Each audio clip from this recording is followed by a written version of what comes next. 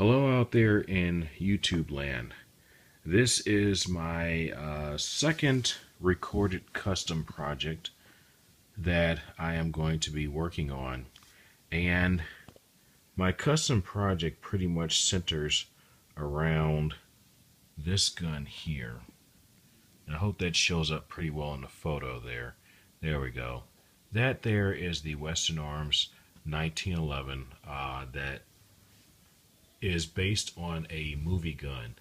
The real gun like that doesn't really exist from what I understand, though Springfield Armory does make, or used to make, a V12 gun, and basically that's a gun with two slots in a slide, and you have so many holes in the barrel that correspond to the V number, kind of like you have with a automotive engine. And I saw I've been liking 1911s ever since December 2011, when I put my hands on my first replica model, and then had to go out and get the real thing. But I've been playing around with airsoft models ever since, and but I never really knew about Western Arms guns until about last year. And I probably wouldn't have paid much attention to them because of the very high price. But looking at the money that I spend in the guns these days, when I customize, even airsoft guns, to pick one of those up would still probably be out of the price range that I'm willing to pay. But nonetheless, you really can't get your hands on one today because they are out of stock. Now, from the research I've done, they had a 2006 version, they had a 2010 version, and they had a 2012 version. And the 2012 version is the model that most closely matches the movie version. Ever since I saw that gun, I just had to have it. But number one, the price was just too high. At, I think, eHobby Asia, they still have it listed for $530, even though they're clearly out of stock. WGC Shop has it for $488, though they're out of stock, and I don't think they're making any more of these. So it's like they make a batch here, they make a batch there, and then they don't really do anything else. So even if it was available, though, I probably would not want to spend the money that it would require to get my hands on one. But the closest thing I can do is do what I do best, and that's to try to customize my own gun. Now, I have in front of you a WeTech CQB Master 1911, and it has a gold finish to it. Despite what the advertising says, it's not really a gold plating. I know for a fact that these slides are made out of aluminum, and I know that you either can't, or it's extremely difficult to try to put a plating to something, to a metal such as aluminum. My zoom feature on this iPhone does not work quite well when I want it to. But as you can see, that some of the paint's already been stripped off, and I can see the bare aluminum there. But it does look quite nice, though. But I'm not really doing anything with this particular gun here other than to rebuild it when I get done with some of my other projects. I really just have this here for the looks. I'm not going to be customizing a WeTech gun this time. I'm actually going to be customizing a Tokyo Marui gun to look like that. There we go.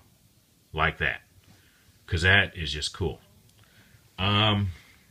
However, I am going to have to take a few creative liberties because there are a few things that I cannot do to this gun to make it look exactly like the movie version. So I'm actually going to copy a little bit more after the 2010 version that Western Arms came out with, which has a rear sight that is more in line with this rear sight here that I have for my Tokyo Marui Night Warrior. And this also has a funky trigger where you have 3 triangles. I actually like the other that's my foot moving around there. I'm not farting, but it actually has the 3 triangles, but they follow the round edge of the trigger area, and I'm moving around because I'm trying to actually get the trigger itself. That's a trigger such as this one.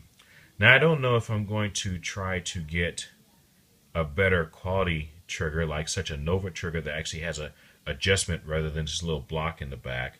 I pulled this off of the WeTech Gold gun that you see there, but this is not the only trigger like this I have. I have quite a few others, so I don't know if I'm just going to go ahead and use this one or get the other one that is very similar to that there.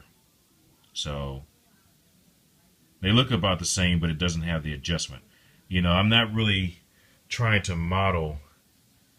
I want to be able to shoot the gun, but I'm not necessarily as concerned about the performance of the gun as I am whether the gun looks the way I want it to look. And I actually had in mind to use this Night Warrior for another project, but then when I, just about a day or so before I got it in the mail, I thought rather than trying to use this WeTech to do the model, why don't I use the Tokyo Marui, because this here actually has something I don't really care for, which is the rail. I don't really care for accessory rails on my 1911s. I really don't. Accessory rail is cool for your concealed carry gun or whatnot, but 1911, for me, it's a pretty gun. It's a gun that you customize. It's a gun you style. It's a gun that was great for wartime, but it's a gun that's been, in my opinion, maybe not yours, but in my opinion, its usefulness in a time of battle or for concealed carry has been beat out by guns like the Glock or the Beretta or the Springfield or the Smith & Wesson. There's just so many more options out there that have higher capacity and that can run a whole lot dirtier than the 1911. But I still love the 1911 no matter what. It's my favorite gun.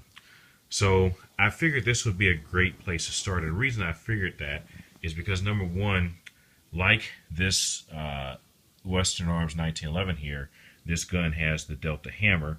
It's shaped slightly differently, but it's got the Delta hammer, so that's a good starting point. It's got a similar slide catch, but it has the rounded end on the other side, so I might have to get a custom part there. The grips, I can actually putty in all those little holes, sand it down, and then either find a decal, or if I have to, print out that and paste it onto here, and then put layers of clear coating or lacquer over that so I can get grips that are very similar to that. I'm gonna have to get some brass screws for it, and putty up these holes that came on the Night Warrior. It's kind of funny, all the reviews I've watched of the Desert Warrior, the Night Warrior, or the Foliage Warrior, which I have, it's kind of funny that nobody really shows you what's behind here. So maybe this is the first video you've ever seen that shows the holes behind here. So that is one thing I plan to do. Now for the slide, I actually, even though it's hard to get your hands on anything